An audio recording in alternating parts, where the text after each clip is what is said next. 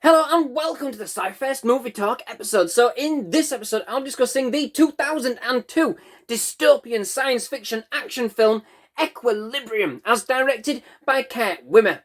Set in 2072 and following the Third World War that basically practically obliterated all but a small fraction of the human race, the slither of society that remains now lives in a so-called state of peace within the urban construct of Libria. But this peace comes at a price: the complete removal of all human emotion, thanks to a powerful psychoactive drug known as prosium. Not the prosium that is around now for seizures, but a futuristic prosium, prosium 2. With emotion now kind of outlawed and so-called sense crimes committed by those who do not follow the rule punished as capital offence. Served and dealt with by Libra's elite group of law enforcement officials, the Grammaton clerics, who are completely devoid of emotion and live their life to serve the cause, even putting their own family into the firing line without recourse or reflection if believed to be sense offenders themselves. However, after a misdose of prosium, one such particular cleric, John Preston, as played by Christian Bale no less, starts to experience the world around him on a whole new level, feeling for the very first time everything that you and I take for granted, which, given his job, certainly puts him in a very precarious position. With peace and tranquility on one side of the coin and enforcement, dictatorship and oppression on the other, it's a tough pill to kind of swallow in any event. But against the regime's propaganda and ever-watchful eye, what may seem like conformity and servitude just might be hiding an unseen rebellion. In a world where simply rearranging the stapler on your desk can get you killed, how easy would it be to control your emotions against such a regime when they literally, with them literally breathing down your neck at every turn? So, Equilibrium is certainly one of those dark, kind of brooding kind of films that makes you kind of question about your own sense of being and just how you might actually cope under such strained pressures and oppression. I mean, just what side would you end up being on? The idea presented is intriguing and exceedingly well executed. What would a world without emotion look like? How cold and impersonal could life be under such circumstances? And could we keep human spirit boxed up indefinitely?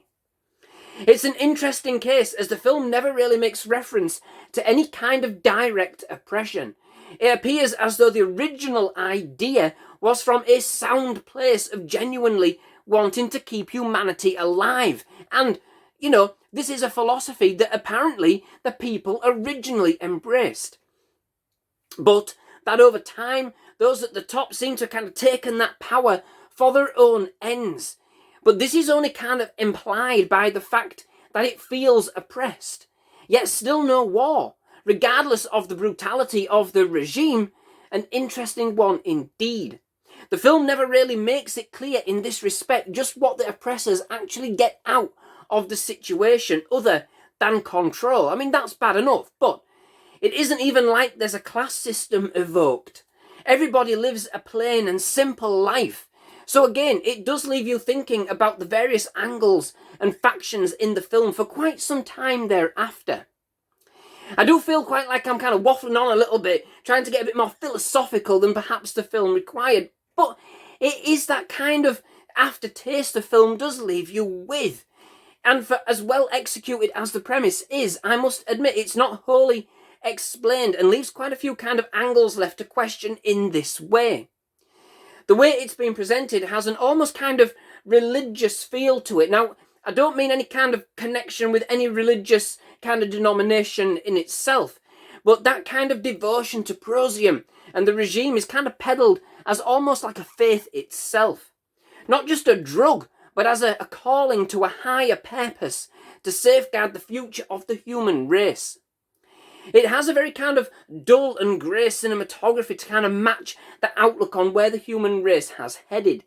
A very broody, kind of subdued, but also at the same time very sharp, but frustrated quality to it. Grim is probably the best way to kind of describe it. Very industrial, kind of urban gothic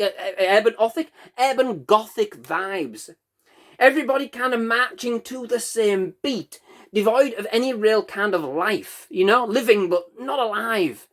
There's a coldness to it, very atmospheric in this respect, and ultimately, and extremely visualistic, setting in like an icy chill in your thoughts. There's a form of power and anticipation that does kind of build as John starts to really experience and feel the world around him for the very first time. Such a moment filled with emotion becomes one of the most powerful symbolic gestures in the movie, and in that gives the film an unexpected heart and narrative context often overlooked in such an action-driven film. And in that, the film is as much about the drama and the life, the emotions felt by John, and that tension that builds, especially as he contends with a new partner, as played by Taye Diggs, that's out to use John in order to further his career, constantly looking over his shoulder, as it is about the action and the film that kind of achieves an amazing balance in this respect, fine-tuning both. But it does present a kind of one of my main gripes about the movie that I have with the kind of the lack of emotions. There is this kind of ambition and a little bit of pride that's involved with kind of the roles. That in itself, is that not emotion? Do you not have to be emotional to have pride? Or emotional to kind of want to further your career at the expense of somebody else? I don't know. I get it. It was for the action, it was for the suspense, but it didn't kind of ring as true as maybe it could have done. But Christian Bale actually conveys the emotion, all that thereof, quite well when needed. Not just a soulless rehash, but an invested performance that kind of builds a believable transition from a callous robotic to someone overwhelmed by the power of their emotions, yet still having to commit to a job requiring no emotion at all. I mean, if you wake up on a Monday morning not wanting to go to work yourself, imagine what John feels. Definitely makes for some tense and brilliantly knife-edged showdowns, I'm telling you. Especially given the job, and the company that he has to keep, including his children. One creepy son, one creepy kid. You really do feel his anguish as his events outside of his control kind of cascade down as a vehement torrent. When the action does kind of kick in, it has a real kind of smooth and elegant kind of feel to it. Gunplay with a touch of martial arts, or gun kata, as it is kind of called in the film. Almost like a flamenco dance, I'm not going to do that. Fluid and kind of with a controlled definition, but ultimately a technique to ensure the kill. Overall, this is certainly one extremely intriguing movie that examines a bleak, depressing vision of a potential future humankind kind of entrapped in a pocket of existence merely for our preservation. All emotions removed in fear such emotions would lead to a further war the human race would never survive.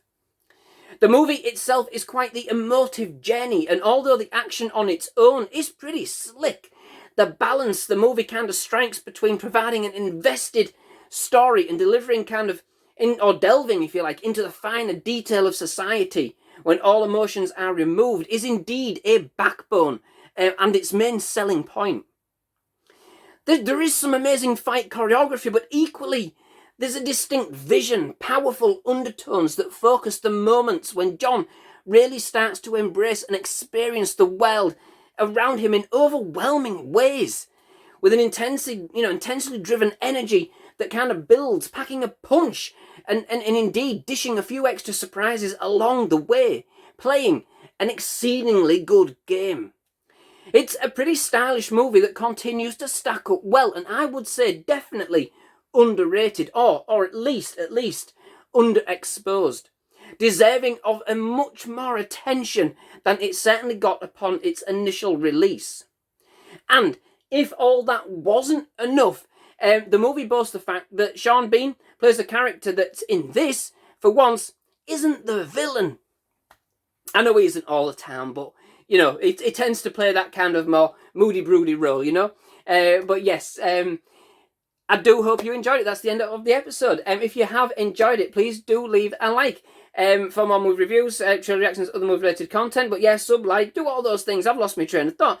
But if you have, do all of those things. But yes, please do come back for more movie reviews, trailer reactions, other movie-related content. Absolutely loved having you here at SciFirst Movie Talk. Definitely love to have you back. Most of all, just thank you very much for watching, and goodbye.